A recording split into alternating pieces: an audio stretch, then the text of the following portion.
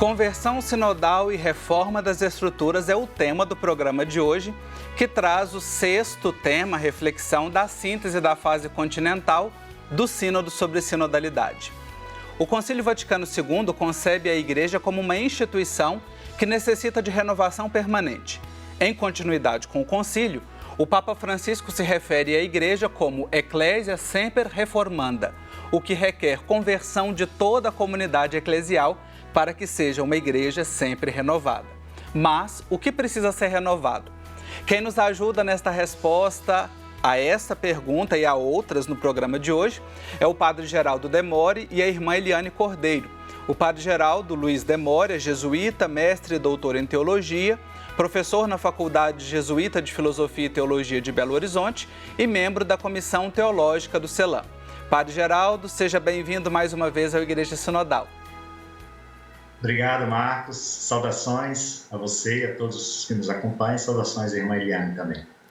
A irmã Eliane Cordeiro de Souza é religiosa mercedária da Caridade, e é presidente da Conferência dos Religiosos do Brasil, a CRB. Irmã Eliane, uma alegria tê-la aqui com a gente também. Seja muito bem-vinda. Muito obrigada, Marcos. É uma alegria nossa, minha pessoalmente, em nome de toda a nossa conferência, poder estar neste momento fazendo comunhão com vocês. Obrigada. Ótimo. Bom, eu quero começar essa conversa de hoje destacando, duas regiões do nosso continente. A gente já refletiu aqui, o continente latino-americano, por ser muito extenso, ele fez a etapa continental, a fase continental em etapas, por regiões. E duas regiões destacam que a sinodalidade requer uma conversão pessoal, comunitária, eclesial e estrutural, o que diz a síntese do Cone Sul. E de modo que é uma urgente mudança de mentalidade e uma mudança de estruturas. Foi o resultado, a proposição lá da região do México. Quais são os principais desafios e as tensões para que esta reforma aconteça? Quero começar ouvindo a irmã Eliane. Isso é muito bom, falar em conversão, Conversão é itinerário cotidiano do cristão e da cristã, do seguidor de Jesus. Ele mesmo diz: convertei-vos e crede no Evangelho. Então é o nosso caminho cotidiano. E esta síntese é interessante porque fala numa totalidade, Conversão nos vários níveis, pessoal, comunitário, eclesial, ou seja, atingindo a toda a nossa humanidade. Então os desafios são muitos, e que bom que haja desafios. Eu acredito que o primeiro deles é, inclusive, a nível pessoal. Eu preciso acreditar que necessito viver em estado de discernimento, de conversão, em fidelidade ao projeto de Jesus. Porque não vai mudar, as estruturas não mudam de cima para baixo, Então, esse processo, nesses vários níveis que o documento, a síntese coloca, pessoal, comunitário e eclesial, para também chegar no estrutural. Então, repito, primeiro, a atitude eu acho que é pessoal, comunitária. E a igreja no seu todo, para que seja a igreja que o Papa Francisco sonha, uma igreja pobre para os pobres, nós precisamos de conversão. Então, é um desafio muito grande, porque a igreja também é muito diversificada. Se falamos a nível de Brasil, que é um continente, é uma igreja, de certa forma, dividida. Então, primeiro, a comunhão passa pela conversão, passa pela comunhão. E, para mim, a meta, sempre o horizonte, é o projeto de Jesus. O desafio de voltar continuamente, constantemente a Ele, para viver em estado de conversão. Olha aí que bonita reflexão que a irmã Eliane traz para nos ajudar nesse processo, Esse desafio que certamente ele deve ser abraçado por todos, Padre Geraldo, da conversão pessoal. Que outras tensões e desafios também que o senhor vê neste processo e que às vezes pode dificultar nessa conversão? Bom, eu penso que as tensões principais é porque nós todos vivemos uma sociedade cada vez mais marcada pelo individualismo, e também pela formação de grupos fechados, o que o Papa tem insistido muito falando da autorreferencialidade. Então, quando a gente não está muito disposto nem a acolher o diferente, nem escutar o que o outro quer dizer, e nem caminhar junto com outro grupo, então cada grupo vai querer aparecer como sendo aquele que tem a verdade, aquele que tem a melhor expressão do que significa ser igreja. Então, as resistências são muitas, resistências pessoais, cada um tem resistências, por exemplo, para escutar o outro que pensa diferente de si mesmo. Cada um, às vezes, tem resistência para acolher o outro, porque tem algum tipo de diferença que incomoda, às vezes, porque, por causa das opiniões. Então, muitas vezes, nós temos resistências pessoais às diversidades que compõem a comunidade de fé. Os grupos que formam, a irmã Eliane falava dos diferentes grupos, a diversidade, às vezes, em oposição, né? A diferença ela é rica. O Papa Francisco traz a ideia do poliedro. Poliedro é aquela figura geométrica onde existem muitas faces. E você forma o poliedro como uma grande, digamos assim, é um objeto, é uma unidade, mas é feita com ângulos diferentes e de cada lugar você pode ver enriquecer. Então, se nós estivermos dispostos, a irmã usou a expressão conversão, né? A conversão e também o documento trabalha. Se nós estivermos dispostos a receber do outro aquilo que nós não temos, mesmo que seja, às vezes, uma coisa que pode parecer muito esquisita, muito difícil de a gente acolher. Mas se de fato está em função do reino de Deus, está em função daquilo que Jesus colocou para nós como sendo um valor fundamental, que é o Evangelho, que é a sua vida, o modo como ele viveu, e mostra como a gente é chamado a viver, então a gente pode receber, pode se deixar interpelar pela diferença. Então, a conversão é pessoal, cada um tem que sair da própria autorreferencialidade, a conversão é comunitária, cada comunidade e nos grupos que compõem a comunidade, elas têm que estar dispostas a acolher a diversidade dentro delas, e também institucional, porque a instituição como um todo é chamada também uma conversão, porque tem estruturas dentro da instituição que às vezes não possibilita essa comunhão dos diferentes para formar esse poliedro que é a igreja. Uhum.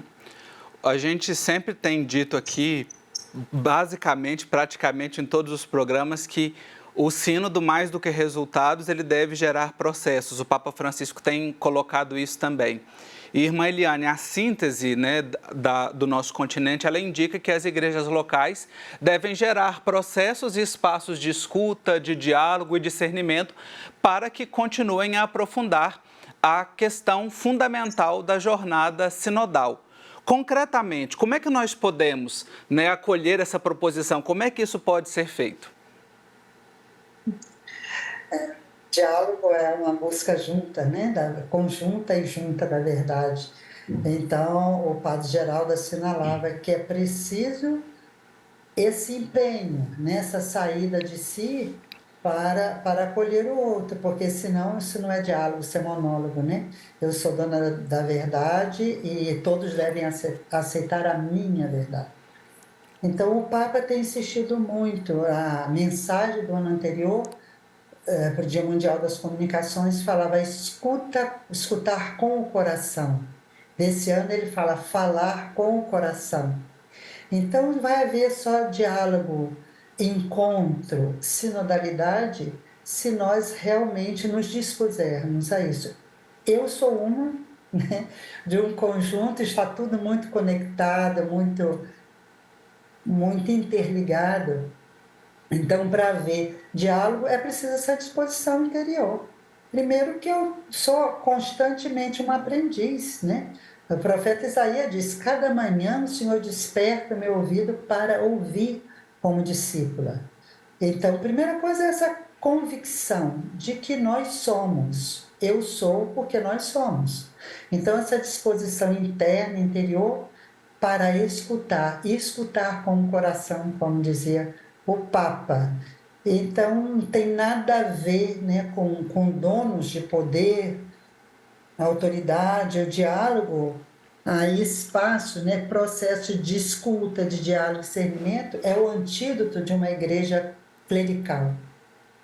Então, é um combate diário, é uma convicção diária que a gente precisa ir construindo, né? Caminhar juntos, construir juntos, acreditar juntos. Eu acho que é um caminho necessário para que esse diálogo, esse discernimento aconteça. E muitas vezes na igreja nós nos sentimos donos da verdade e donas da verdade. E esse perigo do clericalismo, inclusive na vida laical, eu também sou leiga, então, porque a gente repete estruturas. Então, na vida religiosa, o que a gente vê na igreja, a gente acaba com a tendência a repetir a mesmice e em todos os níveis. Então, é muito difícil acontecer o diálogo nessa circunstância. Então, somos irmãos e irmãs, aprendemos todos e todas todos os dias, precisamos nos dispor a isso e viver, como diz o Santo Inácio de Loyola, viver em discernimento, né? A gente não faz discernimento para uma situação, para um evento, é uma atitude cotidiana, diária, e nessa dimensão humilde de que nós estamos aprendendo e queremos ser aprendizes no dia a dia. Olha aí que beleza que a irmã Eliane traz para nós, né? Nas comunidades, nós nos colocarmos em atitude de diálogo, como também dizia o Padre Geraldo, né? Sair da autorreferencialidade para acolher o outro e esse discernimento constante, né? Ou seja, esse processo de renovação, de conversão sinodal, de reforma das estruturas passa por isso, essa disposição. A conversão sinodal, a reforma das estruturas é o tema do nosso programa de hoje. Eu estou conversando com a irmã Eliane Cordeiro de Souza, que é presidente da CRB, e o teólogo jesuíta, Padre Geraldo Luiz Demore. Nós vamos fazer um intervalo bem rapidinho e na volta a gente continua essa conversa. Até já. Estamos de volta com o nosso programa. Obrigado você que nos acompanha nesta reflexão e nesse propósito de sermos uma igreja cada vez mais sinodal. E eu já quero retomar a conversa aqui com a participação do Padre Geraldo Demore e tocar no aspecto da formação. Padre Geraldo, que lugar ocupa a formação do povo de Deus neste processo de conversão sinodal e reforma das estruturas? A formação ela é fundamental, porque se a gente não aprende a viver junto com o diferente, junto com o outro, dentro das comunidades de fé, a gente nunca vai ser uma igreja sinodal. Então, são muitos as instâncias, os lugares de formação dentro das comunidades de fé. Então, muitas comunidades começam lá, vamos dizer assim, na base, a formação para a escuta, desde a catequese, desde as liturgias. Agora, se de fato, como a irmã citava a questão do clericalismo, o clericalismo é uma forma de uso do poder de forma indevida dentro da igreja. Então, pode ser utilizada pelos próprios membros ordenados, os padres, mas também pode ser repetido por leigos e leigas, né? Muitas vezes só achar que quem tem autoridade é quem manda, quem é presidente disso, quem é diretor daquilo, quem é coordenador daquilo outro. Então, acho que o lugar para essa escuta, para esse diálogo que a irmã falava, são as diferentes instâncias dentro da comunidade. Então, se eu aprendo a caminhar junto com o outro, desde a catequese, desde das celebrações, dos grupos, das diversas comunidades, e depois formação específica que eu acho que necessita nas comunidades para a escuta. Então, a grande experiência de quem participou da etapa continental, aqui na América Latina, foi a experiência da escuta. Todo mundo disse assim, nossa, mas nós nunca tínhamos vivido desse jeito a escuta. Então, acho que a importância da escuta tem que acontecer lá na base, lá na comunidade de fé. E é ali que você é formado para caminhar junto com o outro e com o diferente, aprender e ter paciência da escuta, porque a escuta ela é exigente. E educar, formar para a escuta é um grande desafio numa sociedade de muitas vozes, né, num tempo de falatório muito grande. Rubem Alves já dizia, né, que se tem curso de oratória, mas que não tem curso de escutatória. Então, precisamos nos educar, né, nesse processo de escuta e de formação constante, permanente, e formação de todo o povo de Deus, né? Não só a formação de um grupo, de uma parte do todo, de uma parte do corpo, mas a formação do todo. Irmã Eliane, eu quero tocar aqui num ponto que eu sei que é muito caro à CRB, a nossa Conferência dos Religiosos do Brasil, e que aparece aqui na síntese, no parágrafo 78, diz o seguinte: um eixo transversal em todas as esferas eclesiais é o da formação de uma cultura de respeito por todas as pessoas e a prevenção a todos os tipos de abuso. É o que destaca a síntese. Que iniciativas as nossas comunidades eclesiais podem ter, né, para colocar em prática, para criar, né, essa cultura de formação, para cultura de respeito, né, e afastar os abusos de todos os tipos? Esse é um tema espinhoso e muito Sim. caro também ao Papa Francisco e à nossa conferência, né?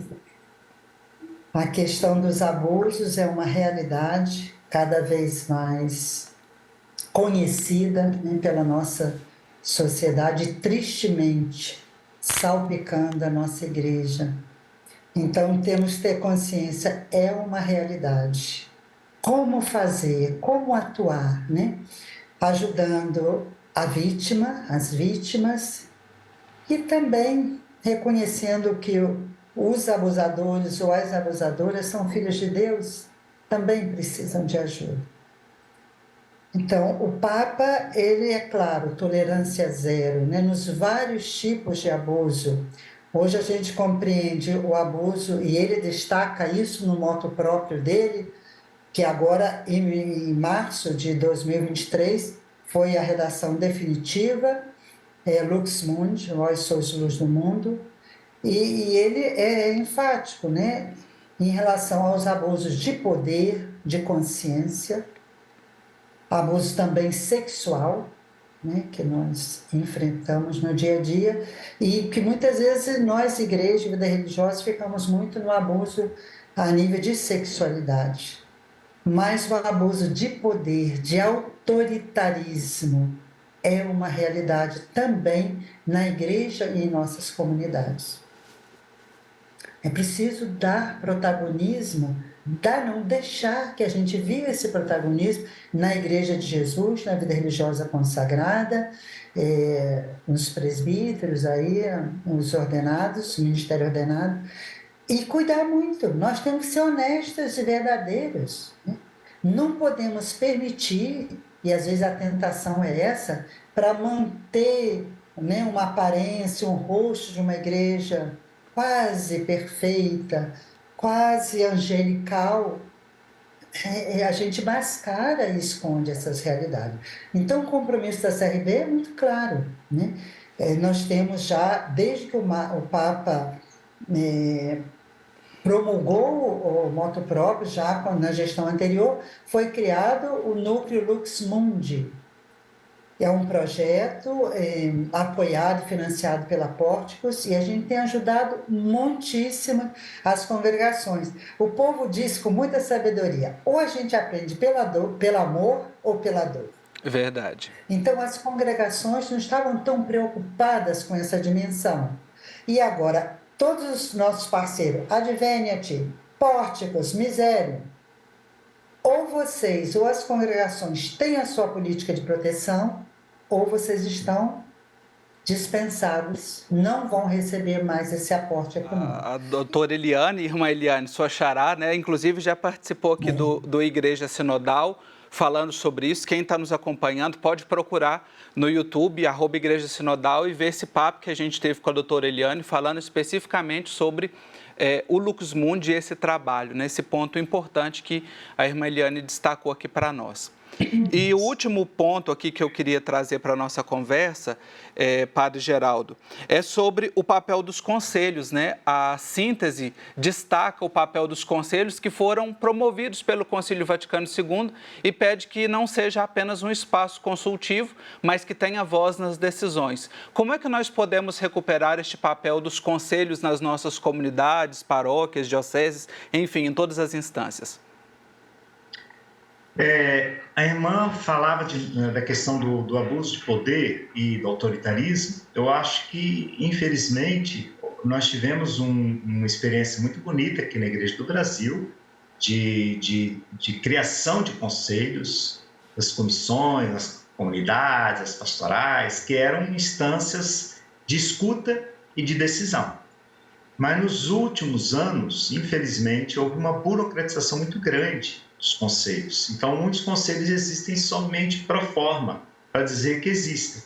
Tanto conselhos das pastorais, quanto os conselhos comunitários, conselhos paroquiais, conselhos de pastoral e conselhos econômicos. Às vezes estão lá, mas o padre faz o que quer, no caso, às vezes, né? Mas não só o padre, porque às vezes o conselho existe lá na ponta também, lá na comunidade, lá nas comunidades, lá nos grupos, lá nos movimentos. E às vezes quem manda traz as cartas marcadas, é o líder, é o presidente, é o coordenador daquele grupo, daquele movimento.